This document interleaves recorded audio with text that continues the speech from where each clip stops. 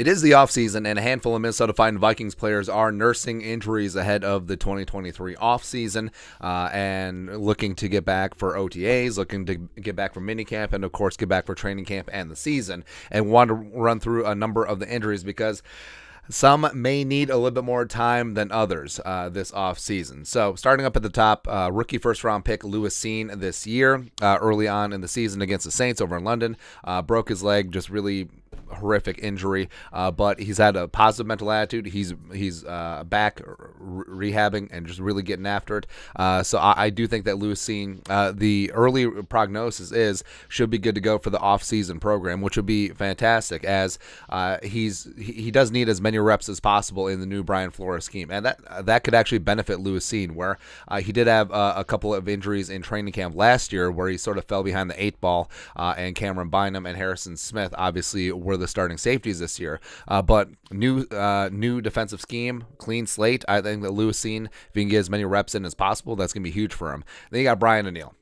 So what really sucks is torn Achilles. Obviously, that does suck. Surgically repaired. It should be good to go eventually, but the fact that it happened so late in the season in the game against the greasy, grimy Green Bay Packers, could that impact his availability for OTAs? Could that impact potentially even his readiness and effectiveness at the start of training camp? And O'Neill, he's a pro's pro. He's a veteran and is one of the best right tackles in the game. Doesn't necessarily need training camp reps, but is this a spot where he sits out training camp because Kevin O'Connell has been very, very cautious when it comes to injuries and also getting veterans rest days, and O'Neill is going to be in the situation where both of those could factor in. So is it a spot where he misses training camp? Is it a spot where he misses preseason games and then is just thrown to the season cold? So that's not great, and it just sucks the way that his injury went down. Chasing down an interception off a deflected pass.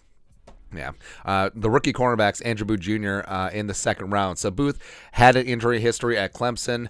First round talent for sure, but fell to the second round because of durability questions and had the meniscus, also had a training camp injury, but him getting the meniscus surgery on November 28th could potentially put him in line to be good to go for the offseason program, which, again, new defense with Flores coming in, and the type of cornerbacks that Brian Flores wants, lengthy, physical, man-to-man type cornerbacks. I mean, that fits Andrew Booth Jr. That fits what a Caleb Evans wants to do, even though he played a lot of zone at Missouri. So I think that if Booth is healthy and can get as many reps in as possible in the offseason, I think that's going to be huge for him. And the Vikings, like we mentioned, they're basically getting an extra rookie class because Cine, Booth, Evans, Asamoah, and Otamuo didn't really get the time of day, whether stuck behind veterans or due to injury. And Caleb Evans having those 3 concussions, that raised a lot of eyebrows, and he suffered the third one on December 4th. So it's something where obviously you're very cognizant of head injuries and you're very cautious about it. So with Evans, I mean, that's scary stuff. It is, but hopefully he'll be back for the offseason program.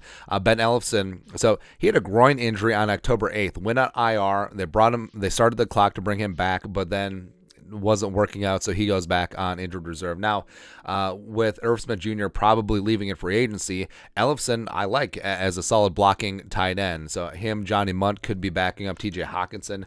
Maybe a young guy like Nick Muse gets into the fold as well. Austin Schlutman, who is a guy that I loved as a one-year free agent, came over from Denver. A lot of familiarity with Chris Cooper, Justin Riscotti, Curtis Modkins, but he broke his leg in the second to last regular season game against the Packers. I mean, you lose Schlutman, who was filling in for Bradbury, and you lost O'Neill, so that was just a mess. But I think that Schlotman proved that he is a solid, competent backup interior offensive lineman. I don't think that he'll vie for a starting position anytime soon, even if Bradbury leaves.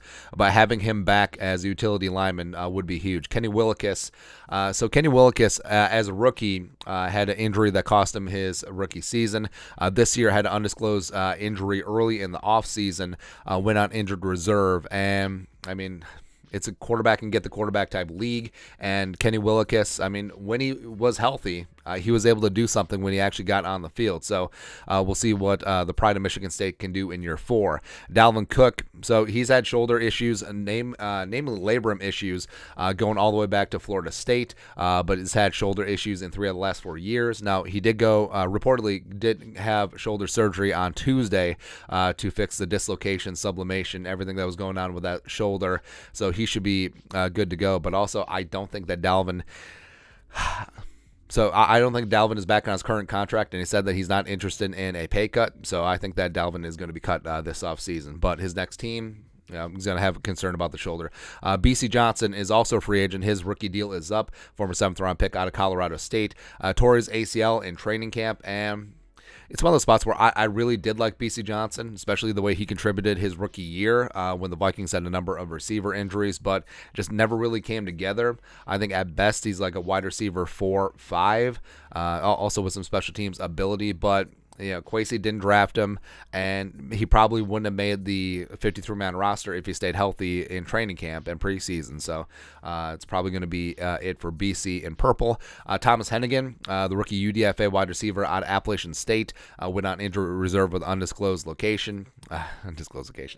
injury. So who knows what his availability is going to be. Center Garrett Bradbury is a free agent, had that back issue where sort of crept up and cost him the last 6 games of the season, re-aggravated it after the Vikings and Colts game, did return for the Giants game, but then Dexter Lawrence did terrible things to him. All right, so I don't know if the Grim Reacher will be back. I like that he stepped up in year 4, but I don't think it's enough. And also the Vikings do have a scheme change up front, getting just like a 330-pound center. Yeah, let's go. And then, of course, Za'Darius Smith. So Za'Darius has had his last 2 seasons impacted by injury. The back injury in 2021, his final season with the Packers, cost him all but 2 games total. And with the knee injury, like, he didn't miss games, but there was a clear line of demarcation. First half of the season, second half of the season, after he banged up his knee, had a contusion against the Buffalo Bills Week 10. So, I mean, if Za'Darius can be fully healthy, if the Vikings stick with the 3-4, which are likely to do with Flores, I think that he can still be an elite edge rusher, especially if they do keep Danielle Hunter. But Za'Darius, got to stay healthy. And I think that it probably was more than just a contusion or a bruise. I think there was something else going on.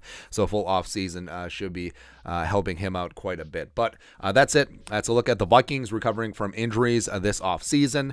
Let us know your thoughts and our thoughts in the comment section below. Subscribe for daily Vikings takes. Want to support the work? Put a little something in the Venmo. But till next time, Skull Production Value.